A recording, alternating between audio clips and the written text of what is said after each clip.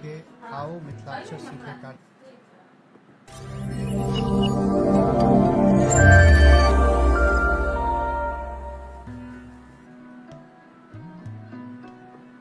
नमस्कार। Teachers of Bihar के आओ मिथिलाक्षर सीखे कार्यक्रम में मैं रवि आप सभी का स्वागत करता हूं। पिछले एपिसोड में हमने स्वर वर्ण को मिथिलाक्षर में लिखना सीखा था। आज के एपिसोड में हम लोग व्यंजन वर्ण भाग 1 देखेंगे, क्योंकि मैंने यह निर्णय लिया है कि व्यंजन वर्ण को 2 भाग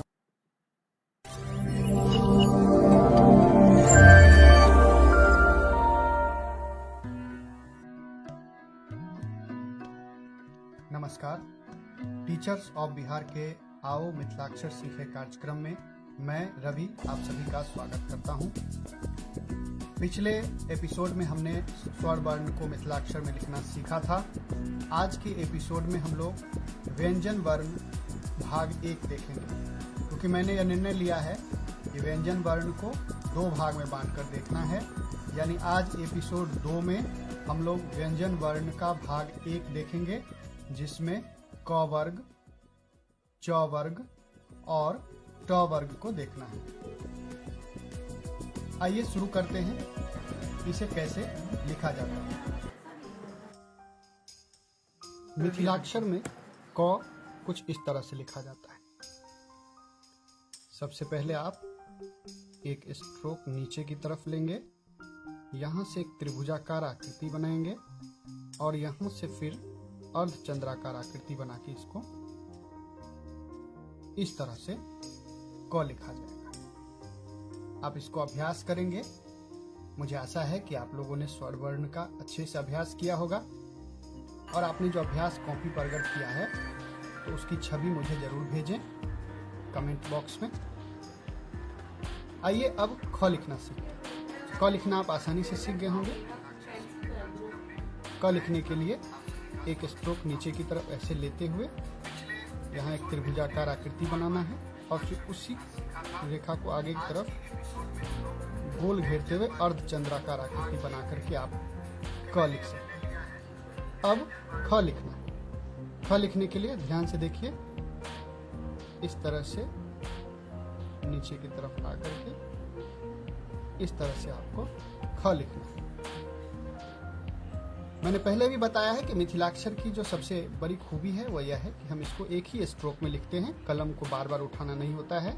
जैसे मैंने यहाँ से शुरू किया है, कलम को उठाने की आवश्यकता नहीं है। ये आप ख लिख सकते हैं। ग लिखने की बारी आई है। ग लिखने में हम ध्यान देंगे कि ग मिथिलाक्षर में देवनागरी से मिलता जुलता ग होता है। अब देख पा रहे हैं मैंने अभी ग लिखा है। यहाँ से मैंने शुरू किया ग लिखना और यहाँ ला करके इस तरह से मैंने इसको छोड़ा। ये हो गया ग। अब लिखेंगे घ।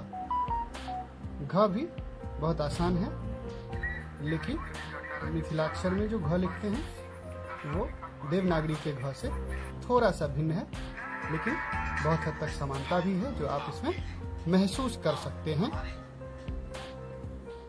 अंग कुछ इस तरह से लिखाएगा। ये आकृति आप बना चुके हैं पहले भी, जब आप स्वर वर्ण में उ लिखते थे।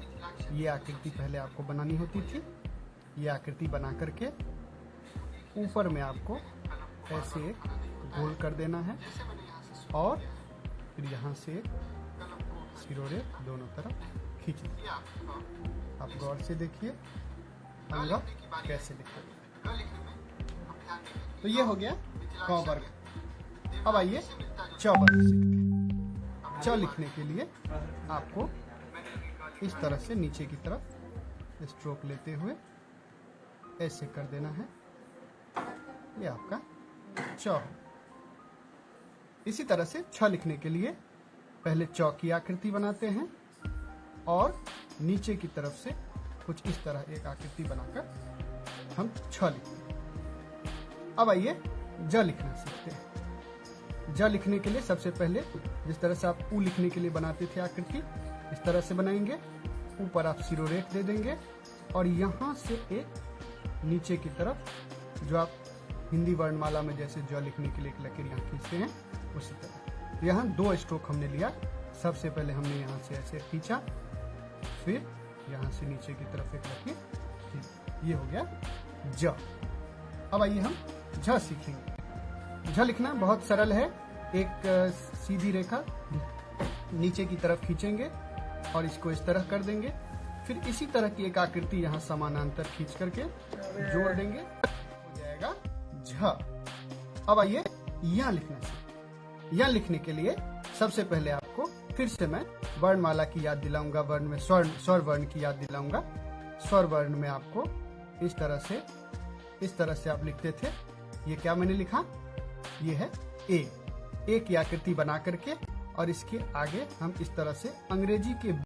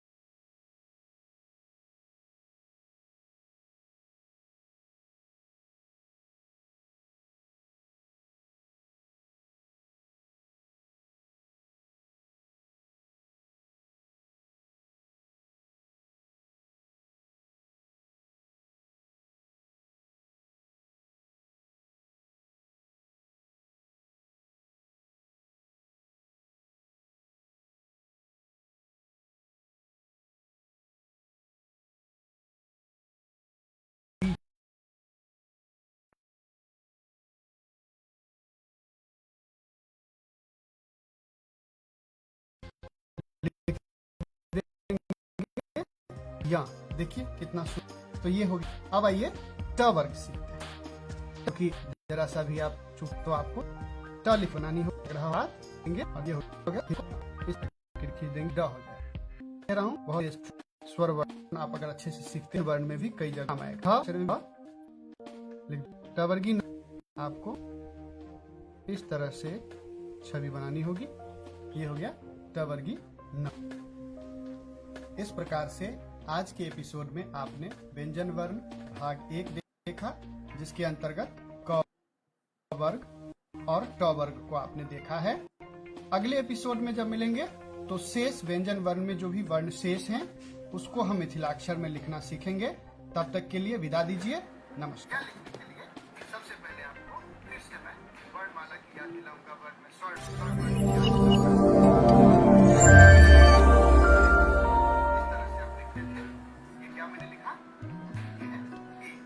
नमस्कार। टीचर्स ऑफ बिहार के आओ मिथिलाक्षर सीखे कार्यक्रम में मैं रवि आप सभी का स्वागत करता हूं। पिछले एपिसोड में हमने स्वर वर्ण को मिथिलाक्षर में लिखना सीखा था। आज के एपिसोड में हम लोग व्यंजन वर्ण भाग 1 देखेंगे, क्योंकि मैंने यह निर्णय लिया है कि व्यंजन वर्ण को 2 भाग में बांट कर देखना है।